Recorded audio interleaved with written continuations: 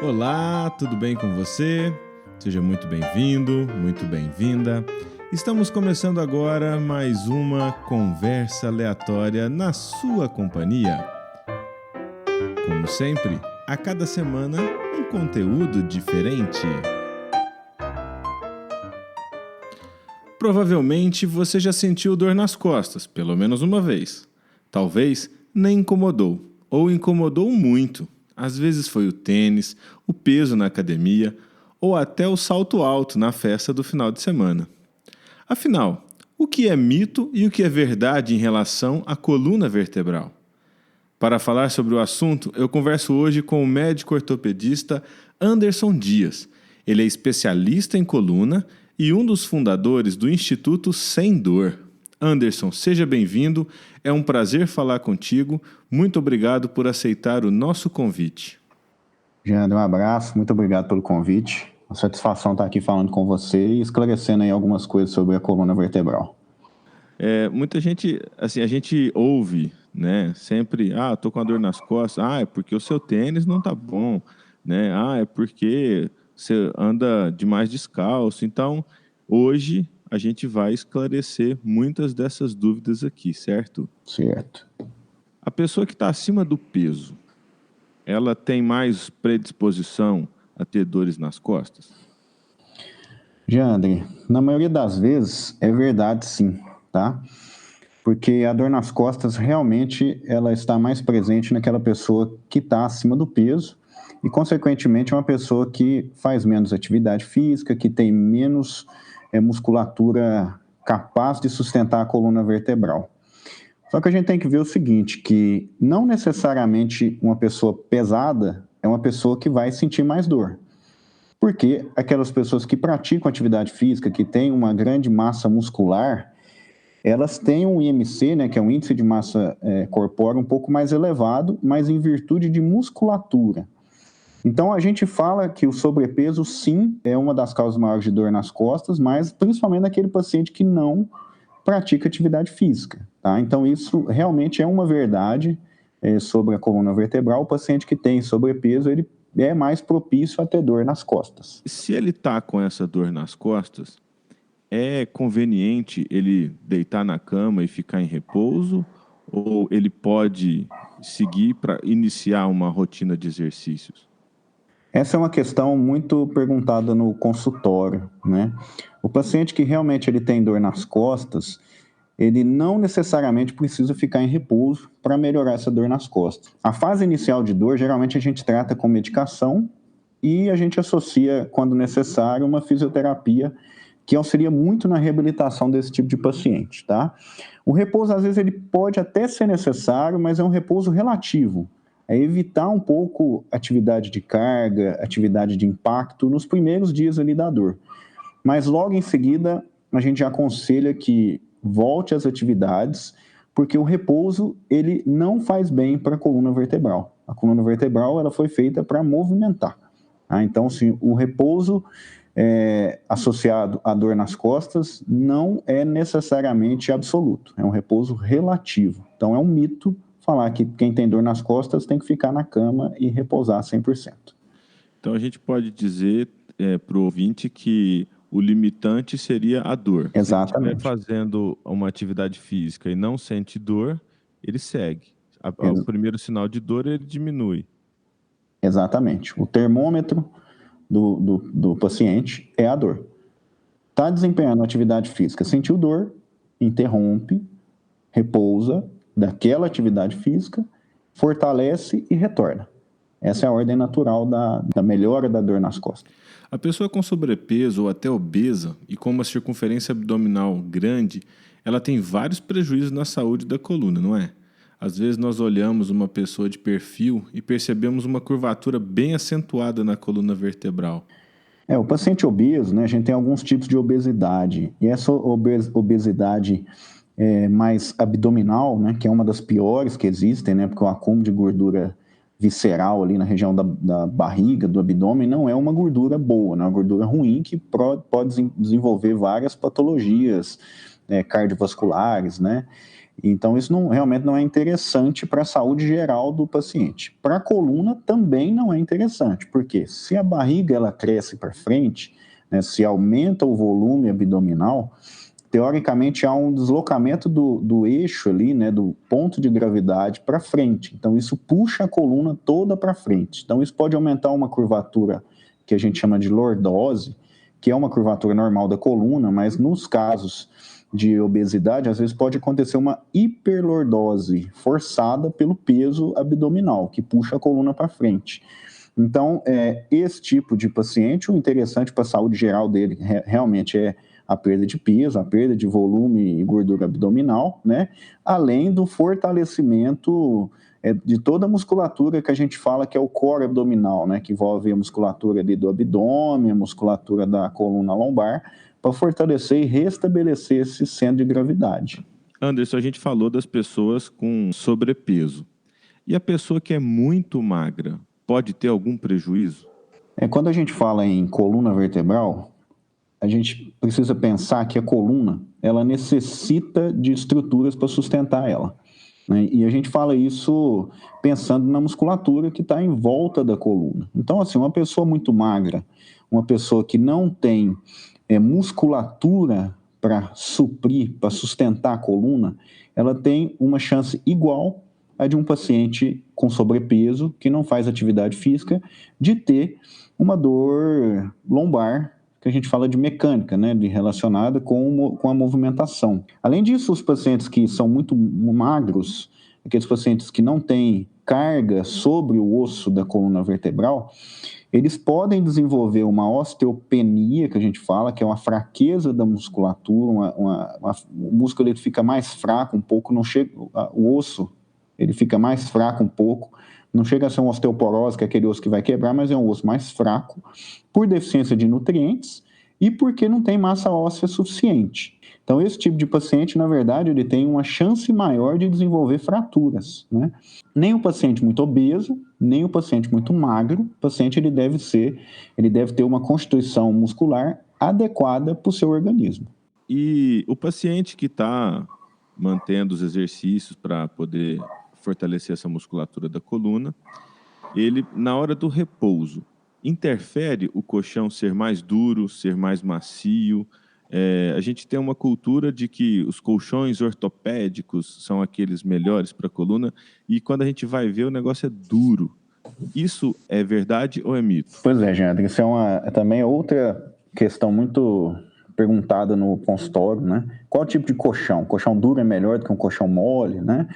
Um colchão macio, né? Então, assim, o colchão duro, ele era utilizado antigamente, realmente, há algumas décadas atrás, aquele colchão ortopédico, que era um colchão com pouca espuma e tinha uma caixa de madeira bem rígida, né? E, na verdade, os estudos mais recentes mostram que esse tipo de colchão, na verdade, ele não traz benefício nenhum, tá? O colchão ideal é aquele colchão que a pessoa deite nele e ele não afunde e nem fique duro demais. Então, qual é o tipo de colchão ideal, né? Quando a gente fala em casal, na maioria das vezes eles não têm o mesmo peso. Então, nesse tipo de caso, a gente orienta aqueles colchões que são os colchões de mola ensacada, né? Que são independentes das molas. Então, ele vai deitar de um lado e não vai interferir no outro lado, tá? Agora, se a pessoa preferir um colchão de espuma, geralmente aquele colchão que é a média do brasileiro é o colchão de densidade 33, né? Que é um colchão ali que ele suporta de 80 até, em média, 110, 120 quilos. Ele consegue suportar bem o peso na cama, né? O peso da pessoa sobre o colchão, tá?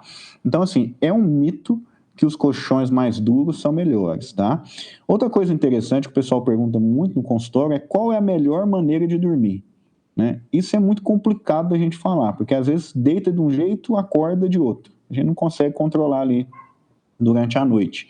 Mas, com certeza, a posição ideal é de lado, com o travesseiro entre as pernas, e o travesseiro ele tem que ficar na altura dos ombros. A cabeça não pode nem ficar alta e nem ficar baixa. A coluna ela tem que estar reta, tem que estar alinhado à cabeça, bem no centro dos ombros, né?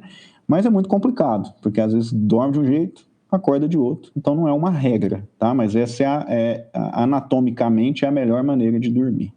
Anderson, e à medida, com o passar dos anos, a dor nas costas, ela fica mais comum, ela piora com a idade? Então, esse é na verdade, um grande mito da coluna, né? Que o paciente mais idoso ou o paciente com idade mais avançada, ele tem mais chance de ter dor na coluna, e isso não é verdade, tá?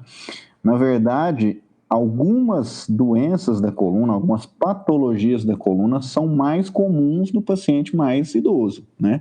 Por exemplo, a dor relacionada à artrose da coluna, ela é mais comum no paciente mais idoso do que no paciente mais jovem. À medida que a hérnia de disco ela é mais comum no paciente mais jovem do que no paciente mais idoso. Então, são doenças diferentes que acometem faixas etárias diferentes, tá?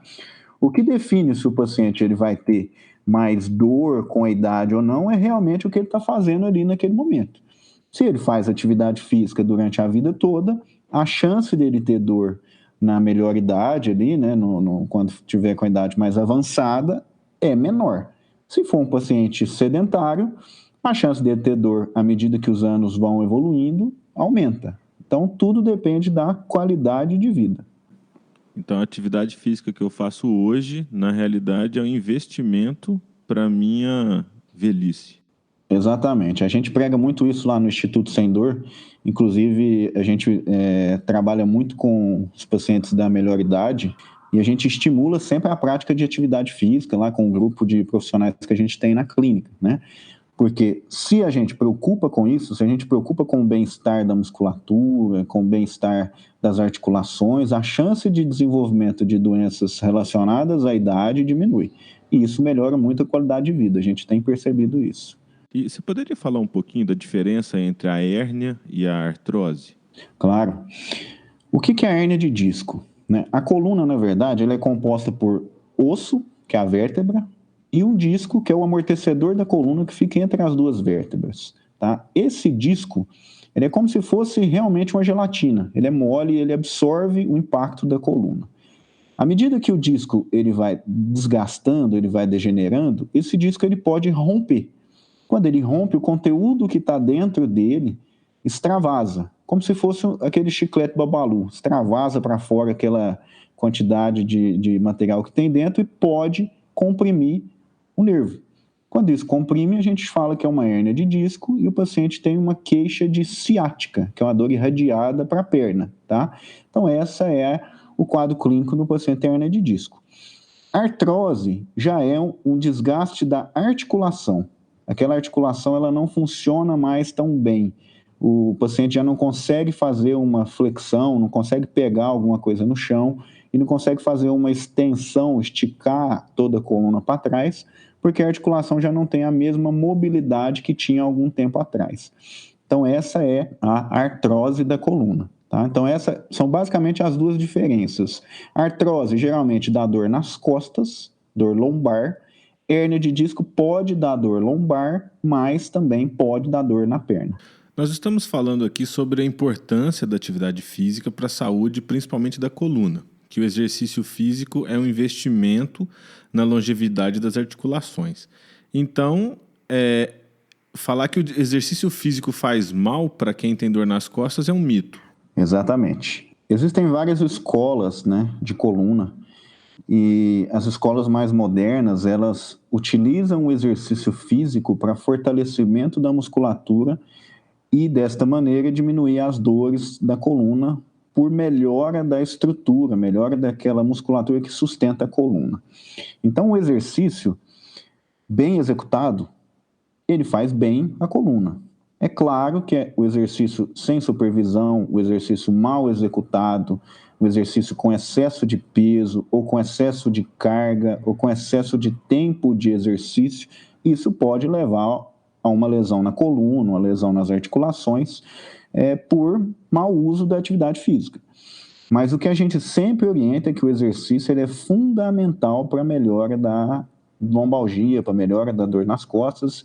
E a gente tem muitos pacientes lá no Instituto também que a gente consegue reabilitar dessa maneira, estimulando a atividade física, estimulando, por exemplo, pilates, uma academia com supervisão, estimulando natação, estimulando dança.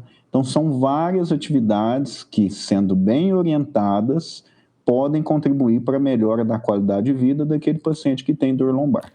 Com o início do isolamento, muitas atividades foram transferidas para o ambiente doméstico, home office, aulas remotas. Estamos passando grande parte do dia em frente ao computador, sentados. As crianças, mais tempo no sofá.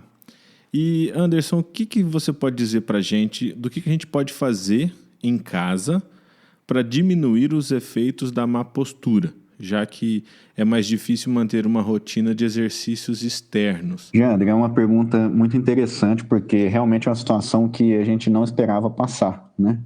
Então, essa pandemia e essa obrigatoriedade da gente ficar mais restrito, não poder frequentar uma academia, não poder frequentar uma praça, não poder fazer aquela atividade física costumeira, rotineira, isso com certeza leva a um desuso da musculatura. Isso a médio e curto prazo pode levar a dor naqueles pacientes que já têm alguma patologia da coluna, tá?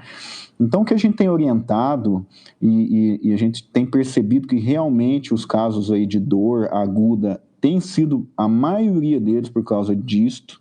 Então, o que a gente tem orientado os pacientes é a prática de atividade física em casa mesmo, né? Junto com o alongamento. O alongamento também é fundamental para a melhora de dor na coluna, tá? Então, existem várias atividades que podem ser realizadas em casa para fortalecimento do abdômen, para fortalecimento da coluna lombar, para alongamento. Então, assim, o que a gente sugere é que faça as atividades físicas em casa.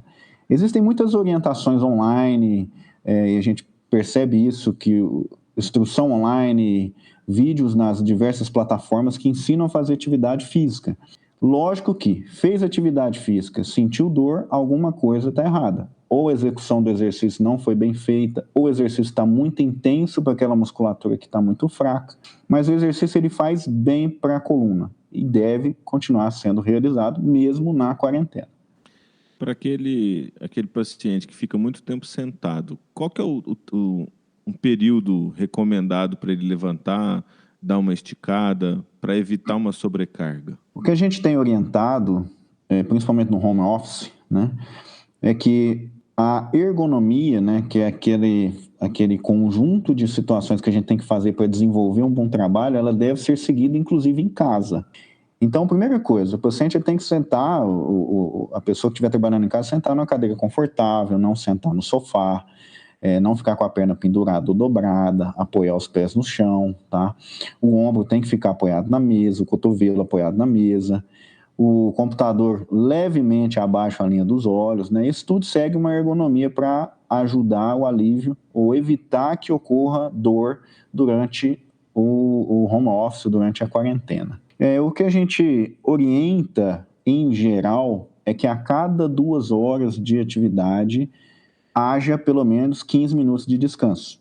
Então, assim, trabalhou 2 horas, levante, 15 minutos de descanso, que é uma caminhada, um alongamento, o tempinho de tomar uma água, tomar um café.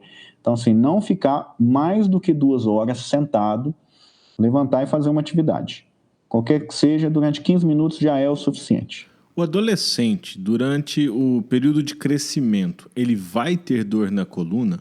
Isso é mito ou é verdade? Já não é muito comum a gente falar em dor na coluna associada ao crescimento, tá? Então, isso na verdade é um mito, tá? O que acontece é que durante o crescimento podem ocorrer contraturas da musculatura. Então, não é a coluna que vai doer.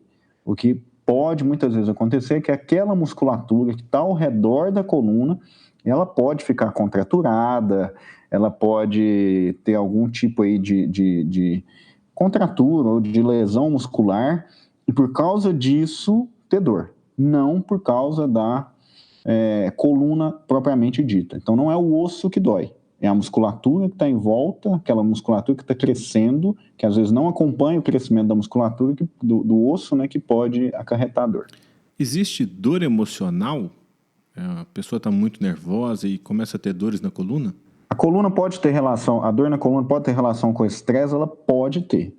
Tá? Não quer dizer que o estresse vai fazer o osso da coluna ter dor. Não. Na verdade, a pessoa que às vezes está passando por uma labilidade emocional, ali, algum problema emocional, a gente tem percebido muito isso durante a quarentena agora, o isolamento, né, que a mudança do hábito de vida às vezes deixa a pessoa um pouco mais preocupada, um pouco mais ansiosa, e isso faz com que a musculatura fique mais contraída, mais tensionada, né? A gente perceba mais pontos dolorosos na musculatura ao redor da coluna, e isso pode, sim, ser uma das causas de dor, tá? Então, assim, é verdade que o estresse pode gerar dor, lombalgia ou dorsalgia, mas não é uma dor relacionada com o osso, não é uma patologia da coluna.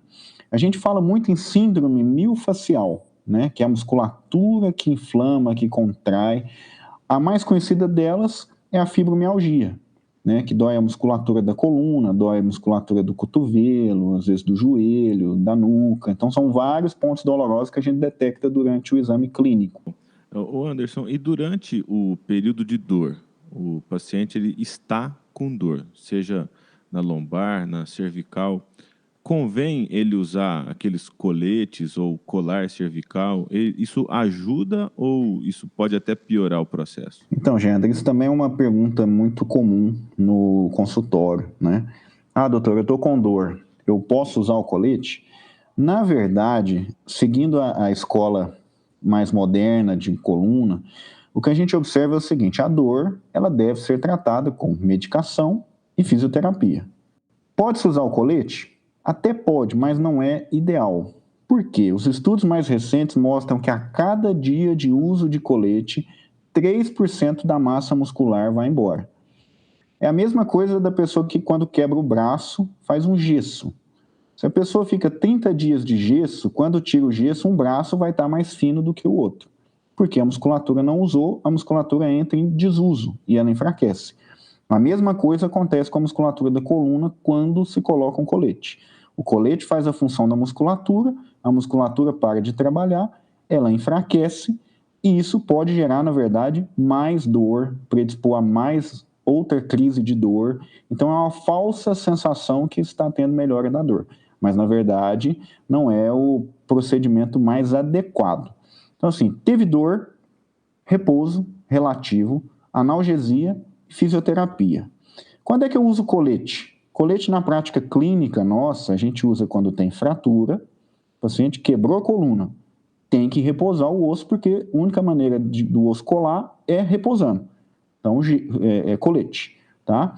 Ou naqueles pacientes que têm deformidade, por exemplo, uma escoliose com indicação de uso de colete, ou um peito escavatum, que é aquele peito de pombo, ou o paciente que tem uma cifose exagerada, né, que a gente chama de aquela corcunda, né? Então, esse tipo de paciente jovem, em fase de crescimento, tem indicação de uso de colete. O restante, eu praticamente não uso colete na minha prática clínica. Quando o paciente está com uma dor na articulação, joelho, cotovelo, ombro, às vezes ele vai e põe gelo. E na coluna, pode pôr gelo? Bom, também é uma pergunta bem rotineira no consultório. Ah, doutor, o que eu coloco na coluna? Gelo ou eu coloco calor? Na verdade, não há tanta diferença entre colocar gelo ou calor quando se trata, por exemplo, de uma hérnia de disco ou de uma doença relacionada com alguma compressão do nervo, porque não vai chegar lá onde é o problema, e o problema é uma compressão, é alguma coisa apertando.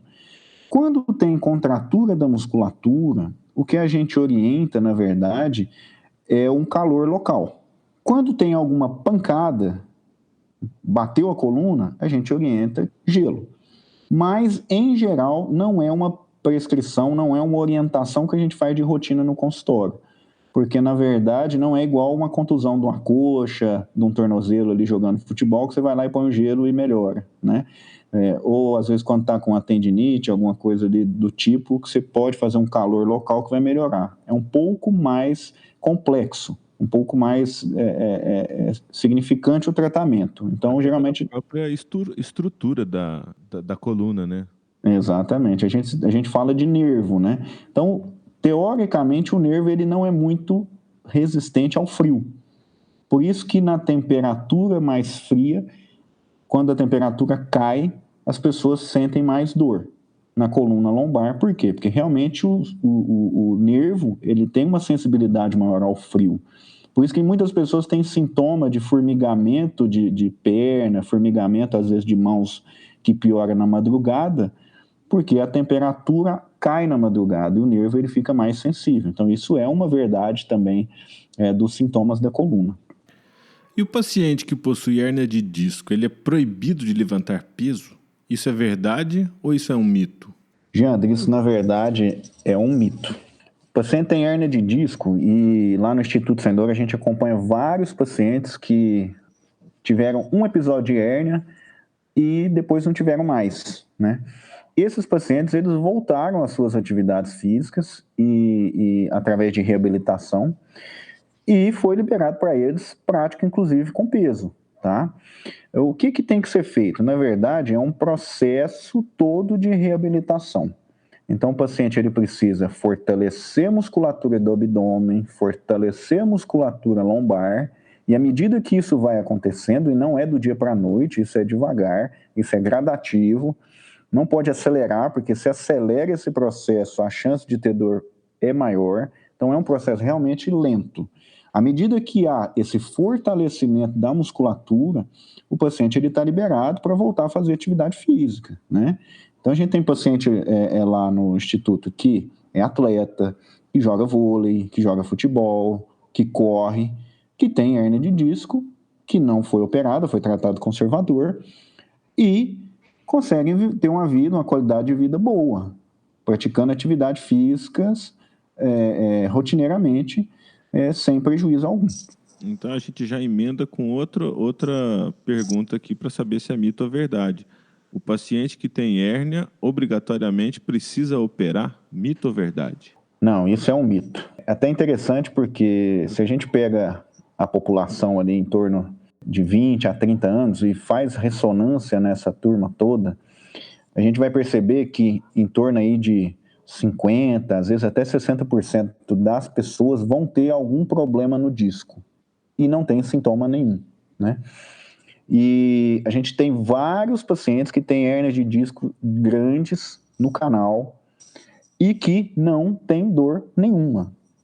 Ou pacientes que já apresentaram quadro de dor através de reabilitação, e a gente tem vários procedimentos que a gente faz lá no Instituto Sem Dor, por exemplo, os bloqueios anestésicos, né, que são procedimentos minimamente invasivos, a gente consegue tirar a dor desses pacientes e através de reabilitação o paciente retorna às suas atividades físicas. Então, assim, o paciente tem hérnia de disco, tem que operar? Não, isso é um mito. 90% das hérnias de disco a gente consegue tratar de forma conservadora, sem cirurgia, e elas, inclusive, podem regredir. Então, a hérnia de disco ela pode desaparecer, o organismo pode reabsorver aquele fragmento de disco solto. E suponhamos que o paciente necessite de uma cirurgia, e a gente estava conversando antes, você tem trabalhado atualmente com as cirurgias minimamente invasivas. Como que é esse processo? Hoje, cada vez mais, assim, com a evolução da tecnologia, né, com o aprimoramento das técnicas cirúrgicas, a gente consegue fazer um tratamento menos invasivo, né? Então, quais são as opções que nós temos de tratamento e que a gente oferece lá no Instituto Sem Dor para o paciente quando tem indicação, claro, né? Primeiro ponto, primeira parte do tratamento é sempre analgesia com fisioterapia. Quando isso falha, depois de 3, 4, 6 meses tentando sem melhora, a gente tem a opção dos bloqueios anestésicos. O que é isso? É a infiltração de medicação lá na saída do nervo, lá onde o nervo está inflamado. Por que se faz isso? Porque é difícil a medicação chegar lá onde o ponto está inflamado. Às vezes são 4, 5, 6 meses sem resultado. A gente injeta a medicação, isso geralmente é feito no hospital, com uma sedação, para que o paciente não sinta dor. Então, esse é o primeiro passo do tratamento minimamente invasivo. Quando o paciente precisa de cirurgia, a gente tem optado por alguns procedimentos minimamente invasivos e já tem disponíveis na cidade, na região, que, por exemplo, são as cirurgias endoscópicas. Então, através de um furo, de um corte na pele de menos de 1 centímetro, A gente consegue introduzir uma câmera e a gente consegue chegar lá onde está o disco e a gente consegue pescar aquela hérnia de disco como se fosse mesmo um fragmento solto. E a gente pesca e aquele fragmento sai inteiro. É uma cirurgia segura, tem toda aquela segurança da gente estar vendo com a câmera onde a gente está trabalhando, né? Apesar de ser uma cirurgia da coluna, né? Então esse é um procedimento minimamente invasivo.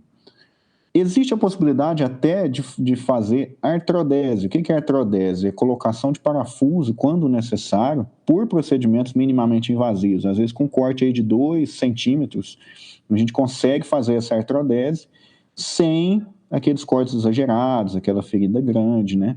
E o que a gente observa é o seguinte: o pós-operatório dos pacientes que precisam de cirurgia, quando é feito minimamente invasivo, ou seja, com corte pequeno na pele, é muito melhor. Isso reabilita muito mais rápido o paciente a voltar às suas atividades normais, retornar ao trabalho, retornar à atividade física.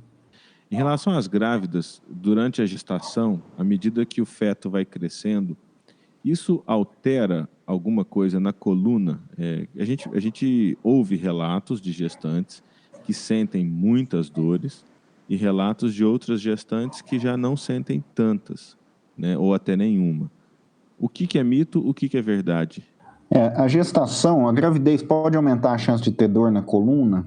Isso com certeza é uma verdade, porque isso envolve o aumento da barriga da mulher, com deslocamento do centro de gravidade para a região anterior, e isso força a coluna. Isso pode, inclusive, aumentar aquela curvatura ali que é a lordose.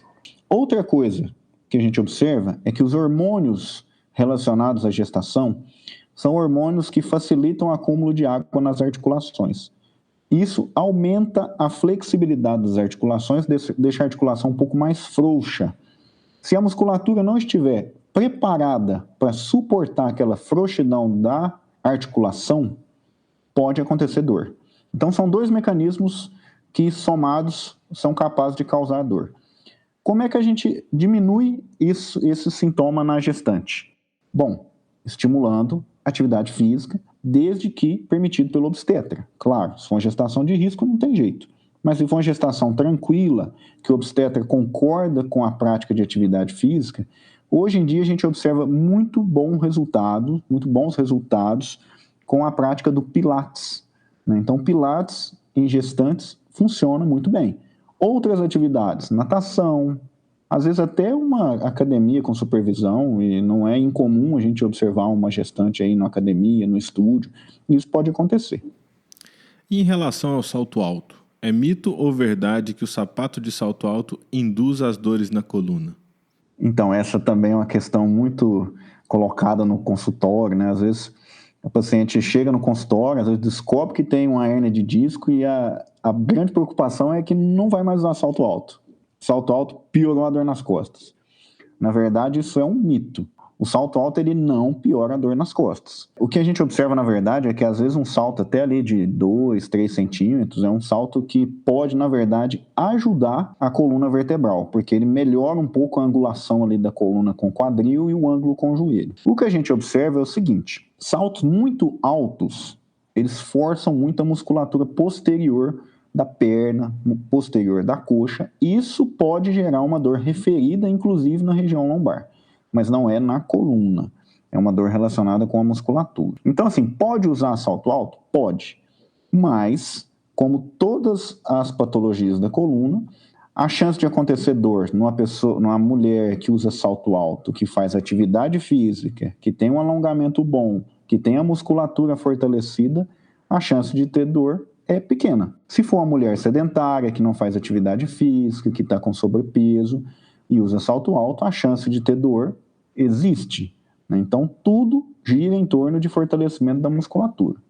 Então, se o ouvinte tem dor ou não quer ter dor, ele que inicia agora atividade física moderado, se tiver parado há muito tempo, e mantém aí o alongamento e musculatura todos em dia. Exatamente.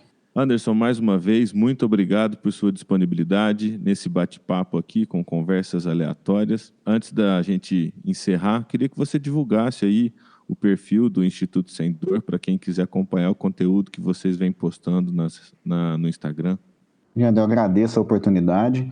E o Instituto Sem Dor é um instituto multidisciplinar, né, que foi criado aqui na cidade de Uberaba. E ele consta com ortopedista, com reumatologista, com neurologista, com anestesiologista, com terapeuta ocupacional, com quiroprata e com psicólogo. Tá? Então é um instituto bem multidisciplinar mesmo. A ideia realmente é tratar a dor, é deixar os pacientes sem dor. Tá? Por isso o nome Instituto Sem Dor. A turma que quiser seguir a gente lá no @Instituto Sem Dor, lá no Instagram, e acompanha lá os posts nossos, tem muita informação, muita coisa bem interessante lá. Anderson, mais uma vez, obrigado por aceitar o nosso convite, um grande abraço e até a próxima oportunidade. Abraço, Ian, muito obrigado. Obrigado também a você, ouvinte, que acompanha o Conversas Aleatórias. Na próxima semana tem mais conteúdo. Tchau, tchau.